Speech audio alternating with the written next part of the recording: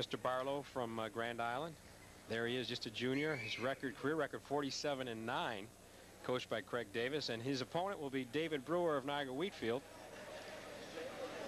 Let's take a look at David. There he is, 98-pounder, 53-24-2. He's a junior, and he represented Section 6 last year at 91, I believe, at the States. There's a look at Brewer, and let's see how they advanced this far. Brewer seeded #1, won by a pin over Carlson, the 5th seed in the semis.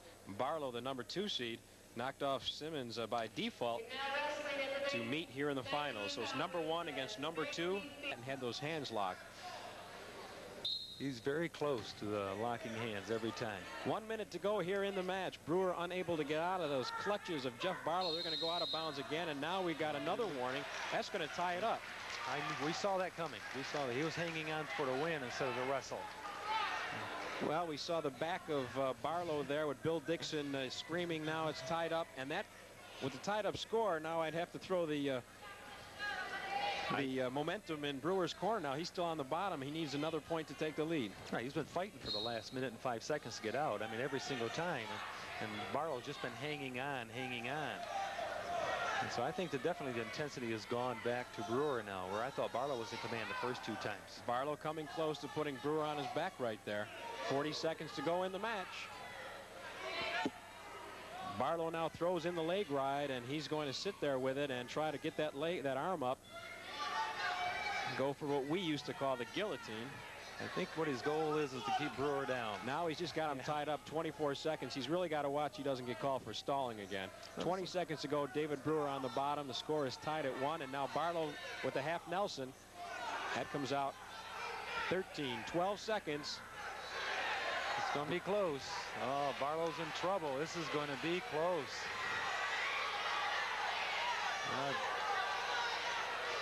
No, I don't think he got it. No. Well, no, we're going to go overtime. We're going to go overtime. Yep. Jeff Barlow, Grand Island, really holding on there at the end. This is a continuation of the regular match. They both go right to their marks. It's 2 minutes overtime, sudden death. First one that scores a point. Stallings count in this also. I think that's the first shot that David Brewer has shot. I think he called Barlow a little flat-footed, wasn't ready for it. Brewer's got Barlow in trouble here. If he can get his head out of there, this would be a takedown. I think this is over with. He's got the takedown. That's the match. An exciting finish as David Brewer of Niagara Wheatfield takes the 98-pound title in overtime with the decision over Jeff Barlow. That was an exciting finish. That third period did it for him, I think. The fact that the intensity changed to David Brewer in that third period. We're back with Niagara Frontier Wrestling Tournament action, and you're looking at Bill Dixon, the outstanding junior wrestler from Niagara Wheatfield, here at the 126-pound weight class. Look at this career record, 105-10-0, coached by his dad, Bill Dixon Sr., and he's now going to be taking on Kevin Nelson, also an outstanding wrestler from Pioneer. He is 79-21, coached by Ron Brunner and Dick Post, and these two young men are ranked #1 and #2 in this tournament, and certainly a high ranking in Western New York. Billy got beat a couple times this summer. There's a large group of real active wrestlers in the summertime in freestyle. Billy is a better folk style wrestler, but he still wrestles freestyle all the time because he knows that's a nice takedown right to the back again by Billy. Dixon picks up the 2 points takedown, no back points awarded, so Dixon with 1:13 to go here in the first period with the lead here and tie this one up. 48 seconds to go in the second period. That's nice by Nelson. Nelson had to score this period to get back in this match. Oh, that was nice by Dixon. That was nice. Looked like he was going to back out of bounds. Nelson was coming at him. Just a little head tap to the side. Scored. Nice takedown. Dixon now looking for the cradle, the inside cradle, and he gets him on his back. He's got Nelson in big trouble here. Nelson's in trouble. He is. He's kicking and thrashing, trying not to get pinned. Real close. 13 seconds to go. Bill Dixon with an outstanding takedown right to the cradle, puts him on his back, and comes out with not only the victory, but his 4th Niagara Frontier Wrestling Tournament Championship. The junior coming out with a big win. There's his father congratulating him over the ace cacciatore. There's Jim Valentic, a senior for the Niagara Wheatfield Falcons. 95-30-2 his career record under Coach Bill Dixon, Armin Cacciatore, and Dennis Medicine. His opponent this evening will be a wrestler from Amherst, Chris Lemo, a senior, a 76-19 overall record, coached by Tony Cristiano and Daryl Gattuso. And these two gentlemen will go at it in the finals. How did they get there? We'll take a look. Valentic, seeded number 1. He defeated Wagner, the 4th seed, 10-3 in the semis. Lemo, the number 2 seed, defeats Pizarra 5-3. So the number 1 and number 2 seed will meet, as that's how they plan it when you go in those seeding meetings. Up and down. I remember my first year. I used to yell the whole day. It'd be impressive for Amherst to get 2 individual winners in this tournament. 40 seconds ago, Valentic with a nice move takedown, gets the 2. He takes the lead now, 3-2 with 36 seconds to go in the match.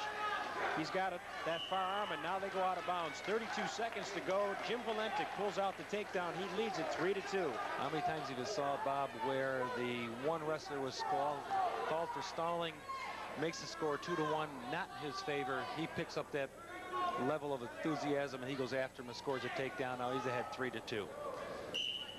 I've had a number of my wrestlers who weren't for stalling, giving up a point. Now I was happy over it. Now it made them wrestle. And now they're in this position here where Valentic has the leg, and Lemo is going to get the 1 here or go around for the 2. He gets the 2.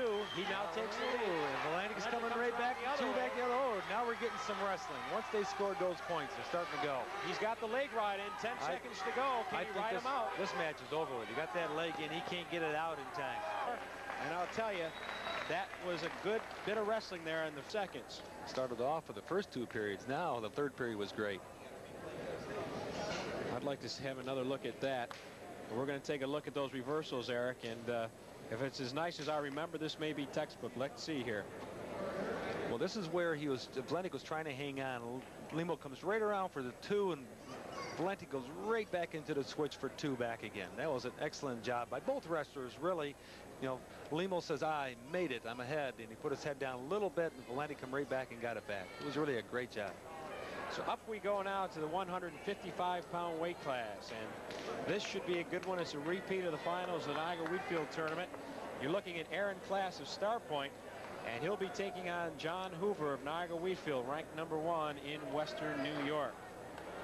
There's a look at the clock, and Aaron Glass, the senior from Star Point, 155-pounder. He's 12-1. That's for this year. And Keith Toomey, his coach. John Hoover, Niagara Wheatfield, 78-18 career record, coached by Bill Dixon and Armin Cacciatore. That's my color. If the supporting parts, whatever those may be, whether they're legs, elbow, what do we got here? Hoover catches Class right on his back. That might be the difference of the match right here. And this is going to be a 5-point move right before the buzzer. Did he get the 5 or not? Let's see. 2 takedown, 2 back. So that was a good call.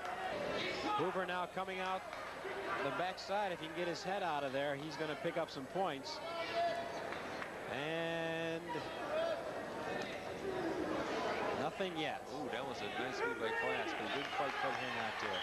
Hoover picks up the 2 points. Class stepped over. I think this is a real close match. What it is Hoover's coming out just a little bit. There's Billy Dixon. He looks concerned. He can see it. But that saved John Hoover. I think John Hoover's going to get called again if he doesn't watch out. That's going to be a big point, too. If he gets called for stalling again, the 3-point difference, you put him on his back, he can tie it up. I think John realized it, and he started moving. He's come around to face him, and he grabs that leg. And that's an advantageous position to be in for Hoover because The clock just ticks away. 33 seconds to go in the match. Hoover now, he can just sit there and hold on. He's up by 4 points. Class in a very tough position. Now he's going to end up having to give up the 2-point reversal. Hoover now leads it. He had to give up the 2-point reversal because the clock would have ran out. He had to give it up so he can start wrestling again. Hoover leads at 8-2. He's well in control. You see the clock, and it looks like Niagara Wheatfield is going to take their 4th individual champion as they run away with the team score here. And John Hoover, the senior, will remain number 1 in Western New York. He's going to give up the 2 points right before the buzzer, but he wins at 8-4. And for the 2nd time this year, John Hoover victorious over Aaron Class.